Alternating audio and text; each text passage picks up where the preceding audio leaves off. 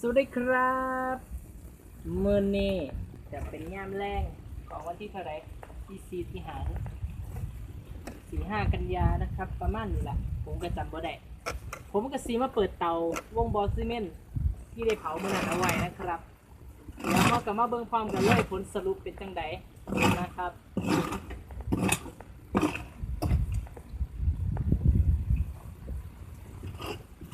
พร้อมกันพ่อแม่พี่น้อง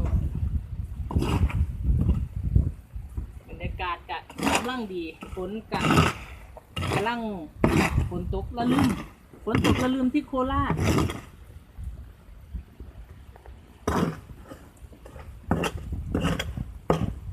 กำลังหุ่มเลยพี่น้องเย็นไปตากล้องไปอันนี้มีตากล้องมานั่งได้ครับ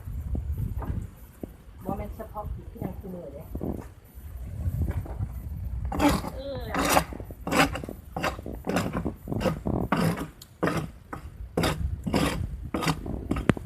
นี่เป็นปืนหมาดเด้อเป็นปืนหมาดไม่สะเดาครับชิปตอนแรกเป็นยังไงเชื่อปล่อย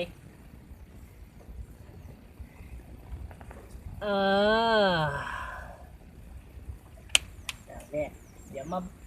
เบิ้งเทียเดียวเลยเดี๋ยวเปิดเตา2ก่อนบาทนี่มีเตาทรายมือเด้อพี่น้อง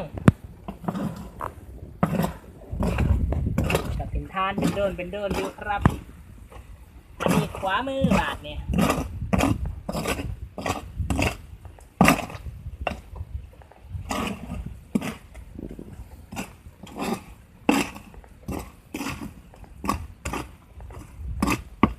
ขวามือ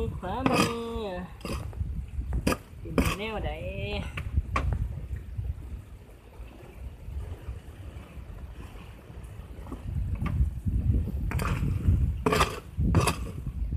อันนี้เป็นไม้บักขามนะครับฟังนี่เป็นไม้บักขามกับไม้สะเดาพื้นหมาดกันครับมีเตาขวามือของผมมือนั้นนะครับ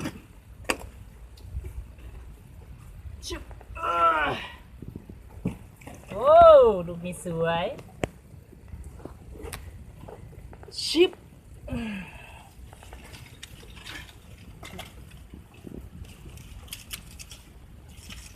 นี่นะครับ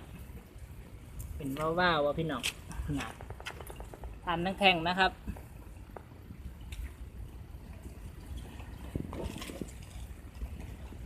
ทานทั้งดุ้นน่าเห็นไหมครับโอ้ตอนนี้สวยนะโอเคครับพี่น้องผมกะถามว่าอันนี้คือบ่เหมือน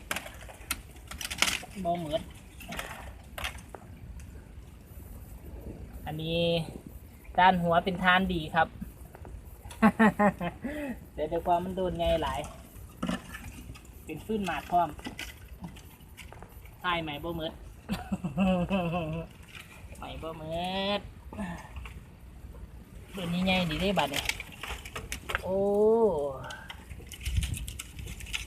นี่ทานสวยครับสิขึ้นกันแล้วว่าใหม่บ่เหมือนโดนนี่ก็ได้โดนยังไงแม่นแท้โอ้ยบะสุกครับด้านท้ายบะสุก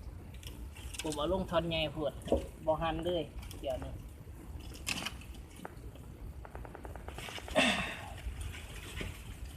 โอ้นี่สุกมืดโอ้นี่สะเดาเปลือกสะเดานะครับเนี่ยสวยงามบ่อันนี้เปลือกอย่างเดียวแล้วนี่เปลือกยังเป็นเปลือกอยู่โอ้สวยครับขอสรุปเลยครับว่าเที่ยวนี้ถือว่าผ่านครับ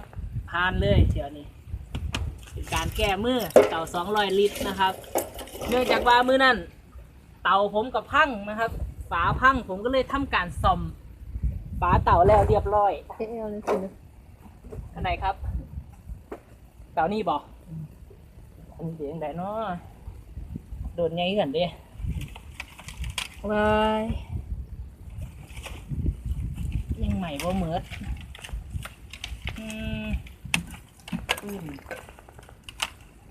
ใหม่บ่เหมิดซ้ำชื่อบ่ใหม่พร้อมโดดใหญ่ทักโอ้ตายอยู่ใต้ใหม่โดดหน่อยใหม่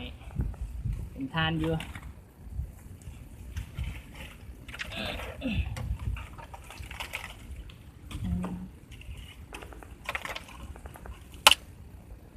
ได้เยอะ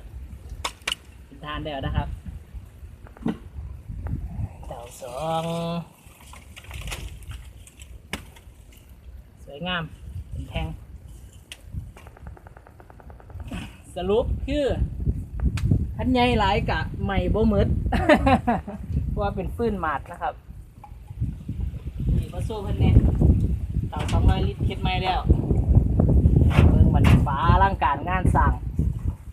ขั้นพังก็สิเป็นเตาแล้วบัดนี้ฝาบ่พังดอกเป็นเล็กแผ่นอย่างดีนะครับ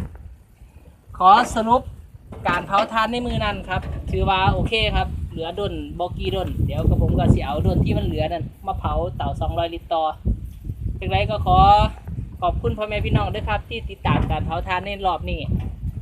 ผมกับว่ามีอย่างหลายก็ขอกล่าวคำว่าสวัสดีครับ